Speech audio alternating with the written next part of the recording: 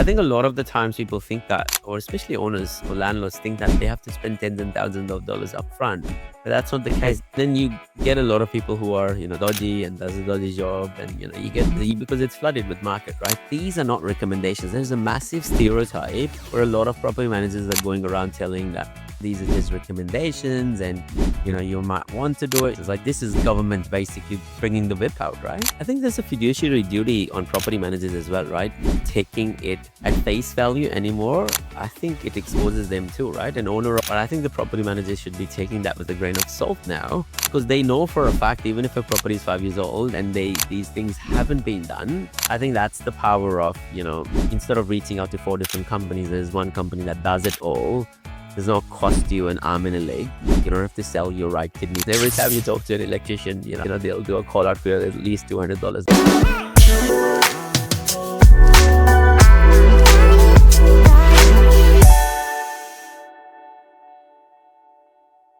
Hello and welcome to another episode of Help Me Buy Property podcast. Thank you for tuning in for the second part of our discussion with Nicky Talbot from Powerband Electrical. Now, this conversation brings home all the changes in relation to minimum rental standards. So let's zoom out a bit and talk a bit about what have we spoken so far. We have spoken in depth about Victoria and the changes that are coming to Victoria and how does it impact the rest of Australia? How does these minimum rental standards tie into the bigger picture of net zero, the national regulations, and the future of investing across various different states? And more importantly, what does that mean for you as a landlord, as a property manager, as a tenant, trying to understand your rights? That's exactly what we will explore in this second episode or the final section. So without further ado, let's jump straight in. What are the changes? I know you've talked about, the ceiling. You've talked about, the tenancy rules and the exceptions. You've talked about when the changes are coming through. Let's talk about the shower heads and the draft proofing. Well, shower heads are currently under the minimum rental standards need to be a 3-star. Yeah. So they can't be a 1 or a 2-star unless it's heritage listed and there's some exemption for it not being able to be changed over to a 3-star. So they're all going to a 4-star rated shower head. Yeah. Now that means that there's only 6 litres of water per minute coming out. Yeah. As opposed to 9 litres, which is in a 3-star. And it's anything over 9 in a 1 or a 2-star. That comes out pretty much, the 1st of March 2027. If it's a property that's brand new to the internet, or again, if it's a change in tenancy. The draft proofing, what's legislated is that you need to have your doors and windows draft proofed or having weatherproofing strips or door strips down the bottom. There's also wall vents, and wall vents are in the older buildings, the older fashioned type housing where, in the corners of the room that's actually in the plaster. Yeah. I mean, you've got some in here, for example, that's your wall vents. Yeah. They need to be sealed up. Yes. Now, that's one of the things that there isn't a rebate for, but I'm actually working on something at the moment could be pretty handy. Once I've got all the information, I can let you know. But I am working on that with a plasterer where we can look at doing them all. However, the other things that are coming in with draft proofing, we've got exhaust fan seals. So your round exhaust fans, we've got covers that go over those, and it stops any draft coming in or any warm air, especially in wintertime, escaping and the cold air coming in.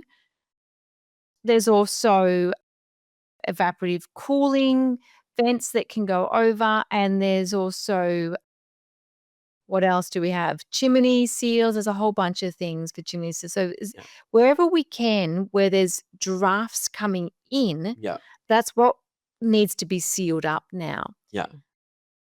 Now, the draft proofing does actually come in July of 2027. So it's a bit of a different time frame. And this is the thing with most of these changes. There's different time frames, different dates that are tweaked here and there. Yeah. But at the moment, you can get rebates for the draft proofing and the shower heads. It means you can get them and start putting them in now for free. Yeah. The other thing that's coming in alongside the draft proofing is basically making sure that with your draft proofing and your wall seals and that is just making sure that your home is amply sufficient with any draft that's coming in. Yeah. Then you need to look at, we've obviously talked about ceiling insulation. So this draft proving, if I can stop you there, Yeah. is it available? The rebates are available to owner occupiers and investment properties at the Sure same time? is. Yes. That's pretty cool. Absolutely. I think a lot of the times people think that, or especially owners or landlords think that they have to spend tens and thousands of dollars up front. But that's not the case. There's so No. much misinformation out there. Exactly right. And that's why I really want to get this information across, is because there's so many ways that we can help investors to get their properties meeting rental minimum standards, both their own and their investment property, Yeah. for free. Yeah. And we will do as much as we possibly can for free. And or if it's got the rebate, well, then there's obviously an out-of-pocket cost with the rebates. But owner-occupiers can access the rebates for their own property as well as their investment property. And now you don't have to wait until 2027 when every Tom, Dick, and Harry are going to be trying to get these rebates, and then providers are going to be pushed to try and get anything done. Get it done now. And then you get a lot of people who are, dodgy and does a dodgy job, and you get because it's flooded with market, right? Well, you could get someone who does a dodgy job. However, they won't get the rebates, and it won't be for free. Correct. Yes. Now, one thing that I do want to call out here is these are not recommendations. There's a massive stereotype where a lot of property managers are going around telling that, oh, these are just recommendations and you might want to do it, you might not want to do it. Landlords do not need to act. Yes, they don't need to act now, but these are not really recommendations. Like, this is government basically bringing the whip out, right? This actually makes me laugh now because 100% the whip is out. Yeah. This is now law. So this is a legislation. The legislation changed and updated on the 1st of July 2025, the residential tenancies regulations, which is where the minimum rental standards are held. That changed and was updated. So a year ago when we were having this discussion, this was only a draft amendment. Yeah. And it was to come into place in October of this year. Yeah. And then it got pushed back and just got held. And it was waiting for everything to sort of settle, the new legislation for this year to come in. Yeah. Now it's in. As I said, This is real. there's been one media release, so not a lot of people even believe that it's in. Yeah. To the fact that I actually ran Consumer Affairs a week or so ago on a question in relation to this. She goes, "Oh, it's not in yet." And I went, "Well, actually, the legislation changed on the 1st of July 2025, and I have the most recent copy of the updated regulations. It is in." She goes, "Oh, is it?" Yeah. And I went, "Yes, it is." So that is how few people, even Consumer Affairs, don't know that this legislation is in. Yeah.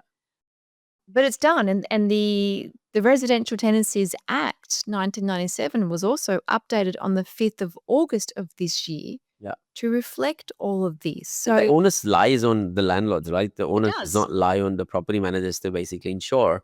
They're That's right. still basically coming out and asking the property managers, is your property, minimum rental standards compliant? And if you do a tick, off they go, right? Well, this is the problem with these new changes. And this is what I've actually recently brought up with the REIV, is that with these new changes, it's now virtually impossible for a property manager and an owner to undertake their own rental minimum standard check if they're not qualified. Yeah. If they don't know what a ceiling insulation type is, or if they don't know where the draft proofing needs to be, or if they don't know if their window is open and closing properly and locking, there's so many simple things where they can be tripped up. Yeah. If their property doesn't meet with rental minimum standards, their insurance won't be covered. But that's a whole nother different topic. Yeah. So we're not talking about that today. But we are talking about owners need to be 100% across the board over what needs to be done, because it's their investment property. Yeah. So it's their responsibility. It's their liability. I think there's a fiduciary duty on property managers as well, right?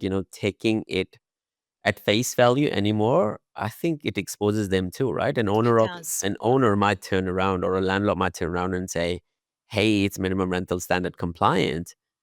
But I think the property manager should be taking that with a grain of salt now, because they know for a fact, even if a property is 5 years old and these things haven't been done, it's impossible for a property to be rental minimum standards compliant in a scenario where all of these changes have come about, right? Exactly right. I don't think there would be maybe a property in the last few years if an owner was living in it, Yeah. like, for example, and they put the correct ceiling insulation in. Even with brand new properties, right? Well, brand new properties aren't purpose-built to meet rental minimum standards. Correct. They're purpose-built to meet the standard building regulations. That's Mm. it. Yeah.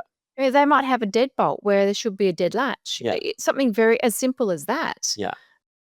They're just not. The smoke alarms might Yeah. not be in the right spot. And how does it work from Powerband Electrical side of things? Talk to me a bit about that. And what are you guys offering on where do you come about in solving this, massive Oh, I'm really excited about what we're doing, and look, I started working on this last year, which is why I'm so excited that we've got this now. And you can see I just want to jump out of my seat and tell and everyone I'm ahead so of the excited. curve, right? I think that's what I really, really love about you guys is that you've been ahead of the curve. You've been talking about this since last year. People were, putting an eye towards it, but not paying a lot of attention. Now this is in. This is like deja vu, right? Hey, I've Yes. been talking about this. This is here now. Giving you one last chance to come in and do this. So talk a bit about the offerings to landlords, offering to property managers, the free minimum rental standard Yeah. checks and the audits. Let's bring the whole Yeah. shebang. Look, I'm super, super excited because and this is why I don't want owners in particular to get scared that they're going to be up for huge costs to get their properties to meet and these standards, and they're going to go, well, I don't know how to do this. So I'm so excited. During our rental minimum standard check, as I said, I have been thinking about this for a year. We are auditing for free. So we're basically taking all of the new legislation that's coming in 2027. We're doing an audit currently on either an electrical safety check that we do or a minimum rental standard check. And we're going over everything. So we go over the current 15 points that are already needing to meet. And then we look at everything from the draft proofing to the ceiling insulation to the exhaust fan covers. We're looking at what the hot water service is, whether it's internal or external. We're looking at the heating, what the heating is, whether it's gas, electric, split system. If it is a split system, what sort of make and model is it? Because Yeah. in 5 years' time, it might not be, what they want and might die. Yeah. So we're looking at the whole home holistically and getting a complete overview of everything that needs to be done to meet with rental minimum standards. And from there, we've then created a roadmap for every single property that we're entering, doing either the electrical check or the minimum rental standard check, and then giving the owner and or the property manager the full roadmap for what needs to be done. Yeah, that's amazing. That's massive. And usually, as a landlord or a property manager, you would need probably like 4 different trades. You would need an electrician, and you would need a plumber, and you might need a handyman. So you would need various different trades, and they might cost you, service call out fees for all of these things. And they might still not cover everything because they don't know what needs to be done, including the Exactly. property managers, right? They don't know what needs to be done. And so Yep. you might get maybe 2 or 3 things done. So this is perfect, right? They can do for as part of the electrical checks and the smoke alarm checks that the investment property needs anyway. You're basically coming out there, doing the full audit, telling them, hey, this is required. This is when it needs to be done. And these are the things that you can get for free. Exactly. And doing it for free. Yeah. That's where I'm so excited because the draft proofing, 9 of those items, so 9 out of 10 things that we're doing are for free. There's only one that's not, and that's the wall vent seals. That's because there isn't anything that's available from the VEU Yeah. to cover wall vent seals. But I'm working with a plasterer at the Amazing. moment to get a very reasonable cost for 5 vents, 8 vents, 10 vents. So I'll have an idea of what that's going to cost. So the owners know exactly what they're up for right now and what needs to be done. So realistically, all an owner's going to have to pay for in the next, what have we got, 18, 19 months, whatever it is, they'll need to sort out their ceiling insulation, which gets done next year, not now. Wait till after February when the rebate comes in. That will be part of your roadmap anyway. It's a part of the roadmap. But in the interim, once we've been to the property and done the audit, we then know how many exhaust fan seals it needs. What needs to be done with the draft proofing? Does it need to have window seals or door seals, or does it need to have door strips on the bottom of it? So, and then we also know where the hot water service is, what needs to be done with that, whether it's 10 years, 15 years old at the moment. Go, look, it's getting to that point. So, up to you, obviously. You either look at doing it now or you look at doing it when it dies, and then you get that it's urgent. But we'll have all the information on hand. We'll have all the photos on hand. So the second that we need to do a quote, we don't need to attend the property because they've already been. Definitely. We will have had measurements for air conditioners once a gas heater dies. We'll return to the property and do whatever we can for free while we can. So your shower heads we'll be doing for free. All the draft proofing we'll be doing for free.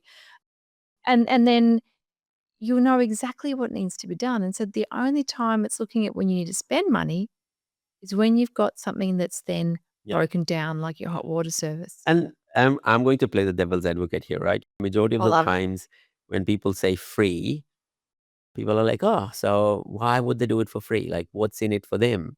Like, how do they make money? Of course, you're running a business. And so help the viewers and listeners understand that the rebate comes in and of course you get paid by the rebate. And so technically you're getting paid by the government. Exactly right. So the government's paying us to do this.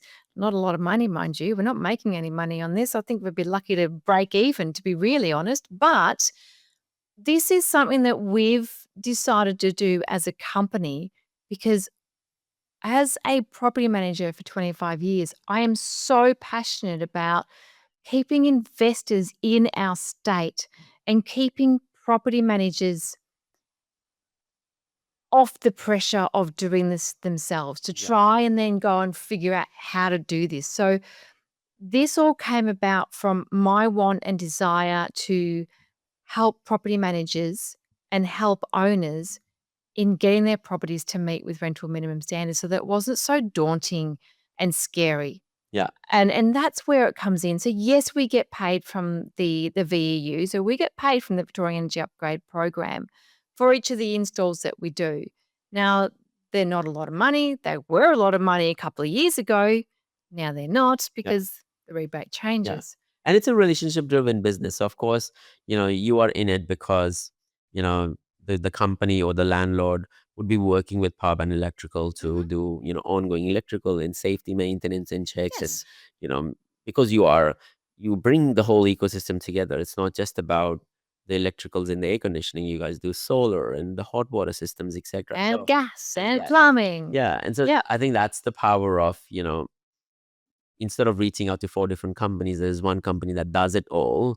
Does not cost you an arm and a leg. You don't have to sell your right kidney to basically some of this stuff. Whereas every time you talk to an electrician, do a call out for at least $200. And so every time when you talk to a landlord or an investor, they're always being mindful of how much is that quote going to cost? Are you going to charge me for a quote? Are you going to charge me to go and attend the site? Well, we don't. And they always are like, penny poor pound flesh, right? They say that, right? So, that mentality and mindset is always there. And so this is an amazing offering that you're offering as of today.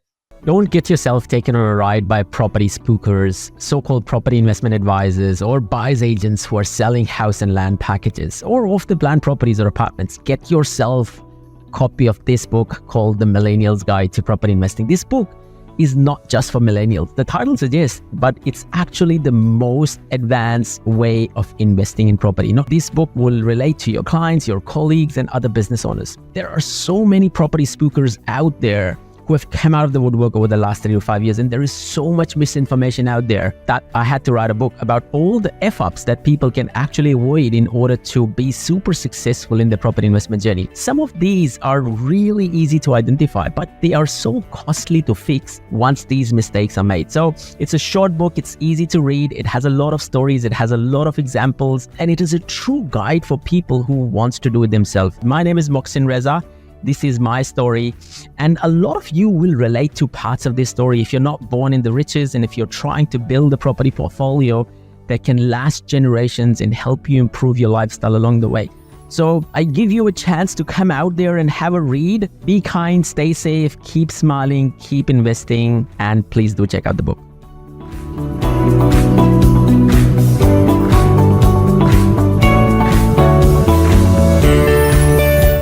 Talk to me about the property managers, and for people who are property managers out there, how can you help them help their clients?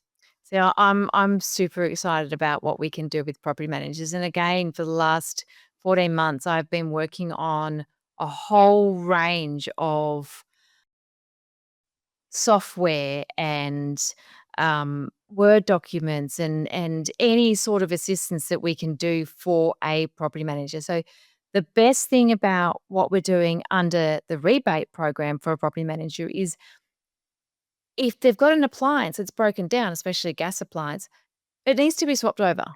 So it has to be done. So whether you're doing it with us or whether you're doing it with somebody else, you may as well do it with us because we've got the rebate that we can apply. So instead of them having to source someone who has a rebate program and or apply for it themselves, we do all of that work for them. So it's literally the same as sending another electrician a quote request or send us a quote request. Now that's the first part of what we can do for property managers is a quote request, and all our quotes are for free. We don't charge for our quotes. That's the first step. The second step is then if they want us to do the work, then they just send us, again, like they would anybody else, a work order to say, quote is approved. Bang, done. Yeah. Then we start working on that. Once the appliance is then installed, we then apply for the rebate. We do all the work, all the paperwork. Yeah. So that's that side of it. With the safety check side, we have everything. So we have gas, we have smoke, electrical, and the minimum rental standard checks, and now the audit. Yeah. So it's a one-stop shop in that. Yeah. We also offer rectifications. So if we're going out to a property and we notice that there are items that need to be rectified, then we'll note those down. So it's either a mandatory or it's a recommendation. We either pass a property or we fail a property. There is no grey area where it is a non-compliant but safe, which as far as I'm concerned is not compliant. Yeah. So that is a fail. Yes. It's just a different word for it. And we only ever put in mandatory works when it does need to be done according to the residential tenancies regulations. Now, obviously, anything that's according to the VBA, well, that's if it's unsafe, well, obviously it needs to be done.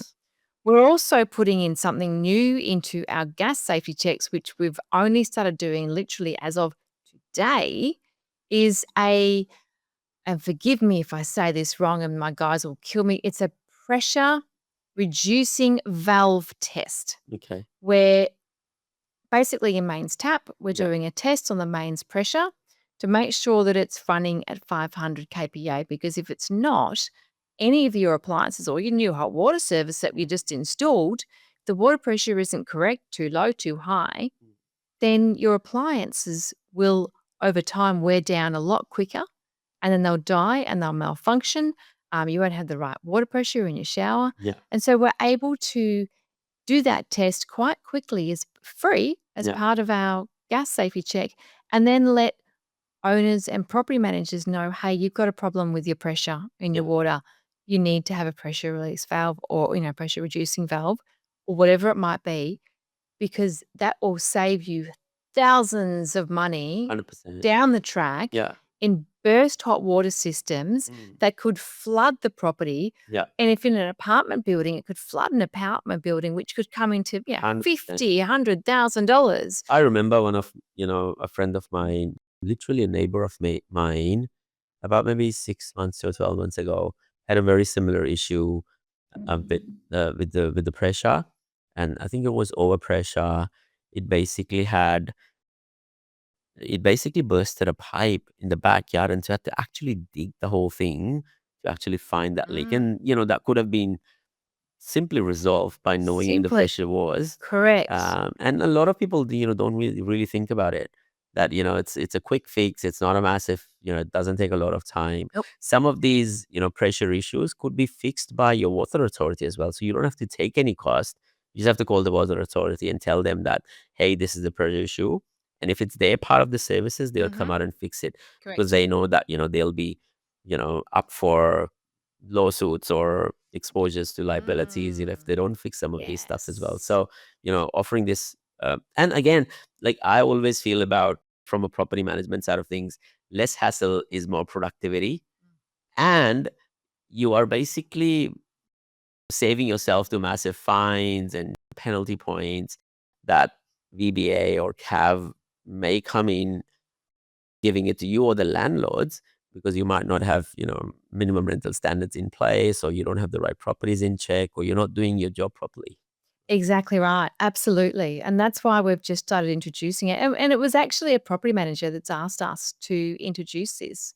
And so we take on any thoughts or ideas that a property manager has. And if we think it's a good one, well, we're going to implement it straight away, 100%. which is where this came from only last week. Yeah. And within 3 days, it's now Amazing. bang, it's done. It's now, literally we're doing our first check today. Amazing. I'm very excited. For viewers and listeners, you have a cheat sheet. So talk a bit about that, and where can people find that cheat sheet? I do have a cheat sheet, but first, before I get to the cheat sheet, you asked what Powerband Electrical can do for property managers. Yes. We have an agent knowledge portal, which I'm super proud of.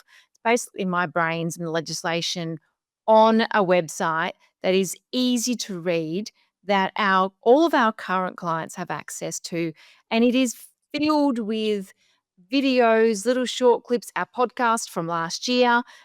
It's filled with information that they can send to their owners. It's filled with newsletter ideas that they can download and send to their clients. So you don't have to come up with ideas to send something. So there's so far there's 15 different newsletters, and if you're sending a newsletter out once a month, there's 15 different newsletters that you can send out. So there's over a year's worth of newsletters.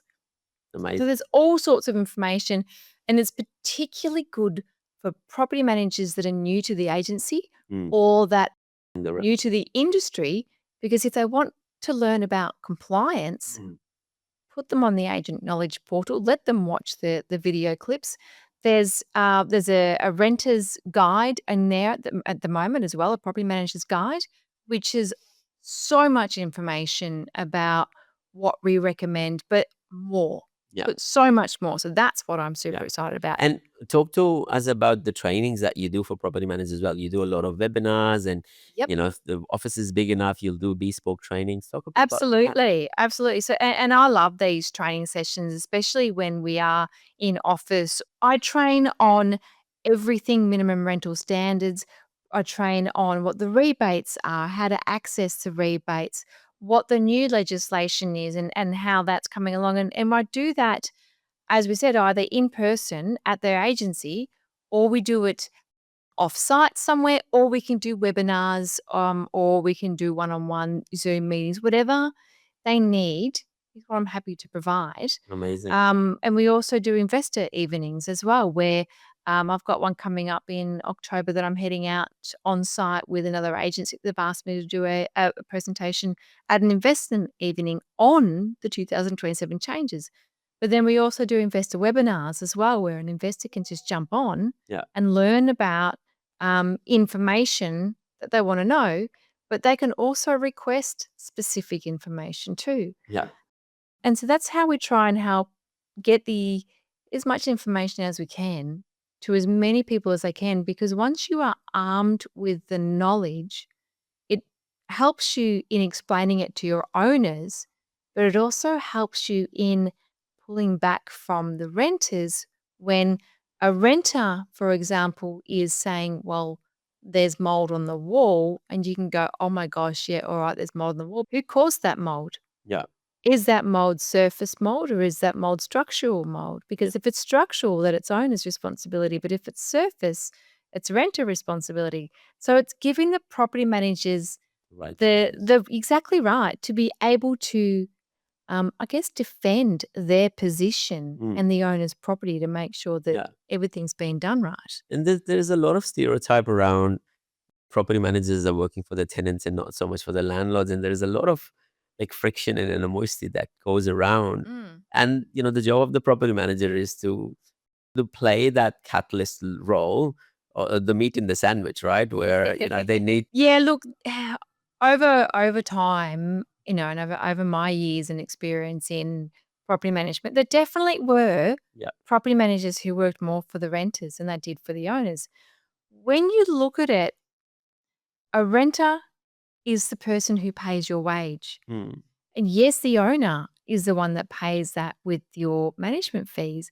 But a renter has to pay the rent first for you to be able to get the management fee. 100%. And then you have to look after your owner because it's the owner's largest asset. And they're the ones that are giving you the business to manage. So you are always the meat in the sandwich. Always. And as long as you are balancing it equally amongst both, then that's all you can ever ask for. 100%.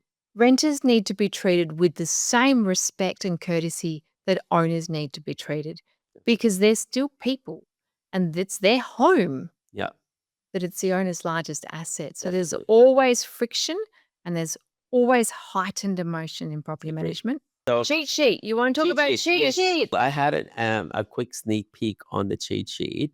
Where can people find this, and how can people get hands on this? People can get their hands on the cheat sheet simply by reaching out to me. Whenever I do presentation, the cheat sheet is generally what I send out afterwards. There's no cost to this. I've literally developed it. It didn't take me very long, and anyone can do it. But I put all the information together in one easy to read document that has all the dates of the different trigger points for when the new changes come into effect, so that it is simple and easy to read and understand and to not get overwhelmed. It's the biggest thing to not get overwhelmed with. Of course. So, and how can people find you? Email address, Yep, Instagram. absolutely. So you can grab me at my email address, which is Nicky, Nicky, at powerbandelectrical.com.au. I am on Instagram, I'm on Facebook, I'm on TikTok, I'm on LinkedIn. It's all Nicky Talbot. You try and search it. At any time that you need anything or want anything, I'm only ever a phone call away, an email away, a DM on Facebook or whatever, LinkedIn, and you just ask, and I'm more than happy to help, because that's what we're here for. Awesome. Now, my one curveball question that I'm asking on behalf of the viewers and listeners is, we've talked about Victoria and Victoria alone, and people get nervous, when they talk about Victoria and so much changes, and, there is this stereotype that goes around that Victorian government favors the tenants and not so much the landlords. How much of other states are involved into minimum rental standards and making properties more livable for the tenancy side of things, and some of these laws that are coming through, be it Queensland or Western Australia or New South Wales? It's a really, really good question. And it's not just Victoria that has standards that need to be met.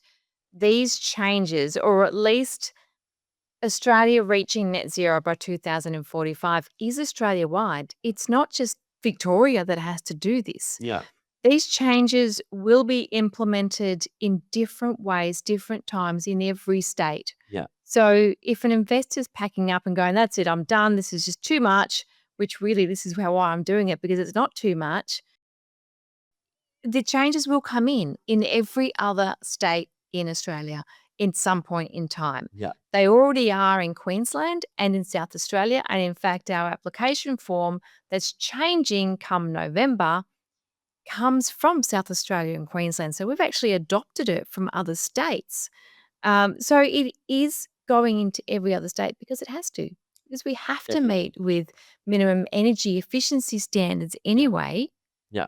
To try and What a lot of people don't understand is that minimum rental standards are not in isolation. Actually, what the government is doing is they are trying to reach their mandate of net zero, which is the minimum energy efficiency targets that they're trying correct. to achieve. And they've just basically combined it with, the investors, because that is the low hanging fruit for them. They can do impactful work where they're improving the life of a tenant by providing much more energy efficient solutions, at scale quite quickly. Because if they try to push it to owner-occupier would never have that bandwidth or that reasoning. Versus when you talk about investors, they're always looking at ROI, right? And so the easiest way to prove ROI is, hey, put an energy efficient system and better quality tenants and lower fees and lower bills. And especially like Correct. in this co-living space and rooming house where everyone is trying to basically get into that space these days, these are like a blessing in disguise, right? Well, they are, because here's another little thought and a kicker. If you're going to be looking at rent increases, you need to prove that your property is meeting with rental minimum standards and that reasonable there's a reasonable outcome of why you've actually increased the rent. Yeah. Have you done any maintenance to the property? Have you increased the energy efficiency in the property? Have you put air conditioning in? Have you improved the property in any way, shape, or form? Because if you haven't, Yeah. The right you to can't increase. justify a rent increase. Yeah. So that's the other little thing to think about, is that, yes, each year you can increase the rent, and sure, you can increase it by $5 or $10 without blinking an eye. Yeah. But the second you start going over and above that, a renter can question it. 100%. And if you can't prove that it's reasonable and proportionate to have this rent increase done, Yeah. not just comparable market rent, the rent increase can be stripped. Yeah.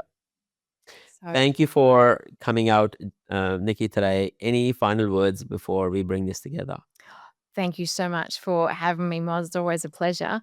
I think finally, and I know I've said it a couple of times, don't be scared with these new changes. There's a lot that's coming, but it's all over time, and we're here to help. So we are always here to help. Perfect. Thank you very much. Golden words, don't be scared. Don't need to worry. Do it for free. I think that is the name of the game. As an investor investing in Victoria, and we've talked about this a lot, Victoria is the place to be actually for investors, where there's serious growth coming through. We've talked about this in various different podcasts. So for people who are trying to reach out or have your own stories to share, or what rebates have you used, drop it into the comments below. Do like and subscribe our channel. Thank you for listening to us today. Take care, stay safe, keep smiling, keep investing. This is Nicky and Moss checking out. Adios.